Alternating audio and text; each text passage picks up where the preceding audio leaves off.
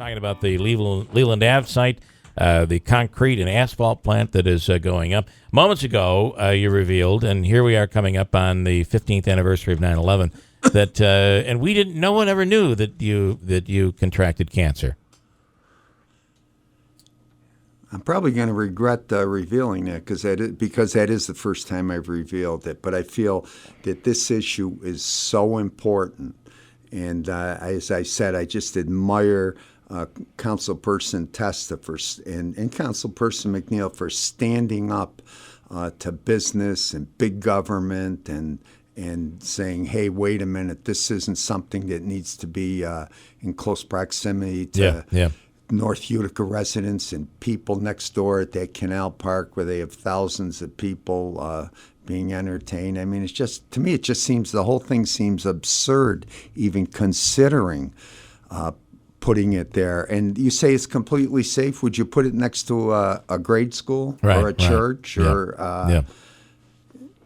How many, I'll go back to the asphalt plant, but I wanted to just, how many other, as we come up on this anniversary, how many other first responders have had issues like you and have stayed quiet? You really have to wonder. Well, numerous, in those attacks, when those firefighters went into that stairwell and the building collapsed, there were 343 firefighters that died that day in those collapses. But there were many more that had long-term effects and have perished. And I have good friends that are suffering right now, a lot more than I could ever even imagine, with the effects of, not from the building collapse, but from breathing in that plume, and they were saying, well, gee, we did flyovers, we took samples, and I could mention the politician's name that said it was completely safe, don't worry about it. And as it turned out, it wasn't safe. And just think, for them to conclusively determine, that my illnesses were associated with ground zero. Think of how many others that there had to be an enormous pattern. Yeah. And there is. And you fought it, did the chemo, all of that, and still worked here. Yeah. I can remember going in for chemo and having them help me out of the hospital and convulsing and throwing up and just feeling it, and I get myself to work the next day. Wow. And whatever it took. And I was never accused of being the smartest individual in town. Well, you're certainly, I got to tell you, but I know I'm smart as Manaski. I have to tell you, though, that the going to work thing, I think, is important. It keeps you moving, it keeps you going, it keeps you plowing forward, and it's your family. And you can't let anybody see the chink in the armor. You gotta. Yeah. Well, now they know there's a chink. So. I think there's. Well, no. I think what we know is that you're tough as nails. That's what we know. At one time I thought I was, but I've been humbled. Well, I still think you are. Just to be, this is in remission. It is gone. You are healthy. It's not gone. It's not gone. But I go get checked every 3-4 months, and if my blood levels are within a certain range, then I don't need further treatment. Okay. But if I do, I do. I'm not. I don't lose sleep over it. I'm not agonizing every day. It is what it is. Well, I want you to know that by disclosing this today, there's somebody out there. I wish I didn't. I know. Maybe I'll get some prayers, though. Well, I'll say this: there's somebody out there today that you just touched. And they're going through it right now, and they're feeling like they can't go forward, and you just inspired them. Yeah, I'd like to hope so. I believe so. I truly believe so. Let's talk about the fight here, and that is. I'd love to talk about this. Is the asphalt plant, and Janice is in North Utica. Janice, go ahead. Your take on all of this. Hi, Bill and Chief Brooks. I've lived over here for 80 years. On Riverside Drive, and I think I've met you at the civic meetings down here at the senior center. Yep. But I want to mention, I wish you continued remission. Thank you. From this history, this medical history. And thank you for speaking on behalf of all of the people that suffered and died in 9/11 and others. But anyways, the thing is, when you get a southwesterly wind, and of course I've lived over here all my life, and of course they mentioned the history of the dump and everything with the fires and the tires burning down off Barnes Ave for years, where they would catch fire, and all this pollution that's been in the air that we've had to put up with all these years, and it was just horrible.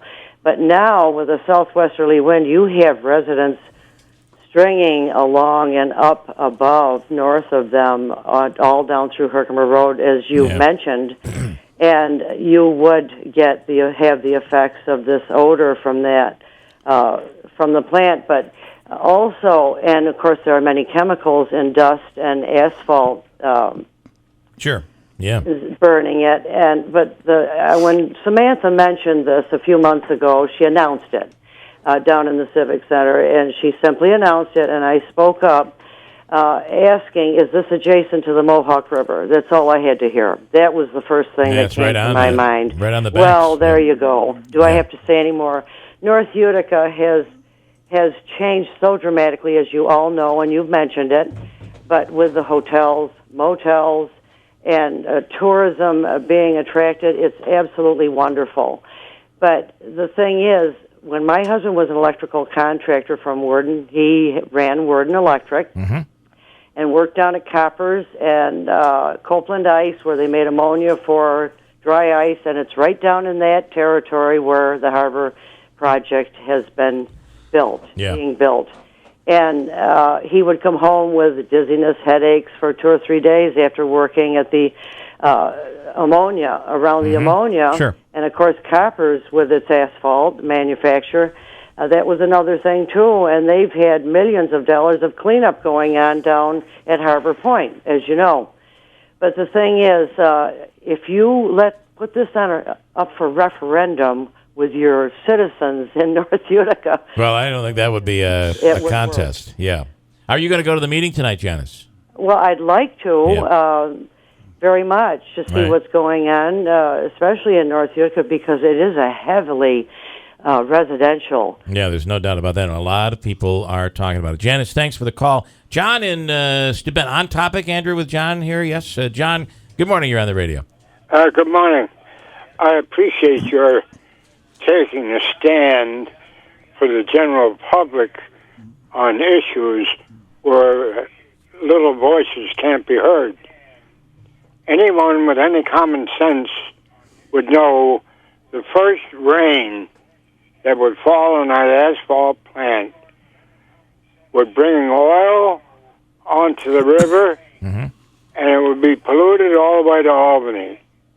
Yeah, I'm wondering, that's very interesting. I'm wondering if having this on the canal and right on the river, if people upstream and downstream have any concern about this. That's something to think about. A very good point, John, and I appreciate it. You want to comment on that? They should have, because oil floats on water, and it's, when it rains your driveway, there's runoff.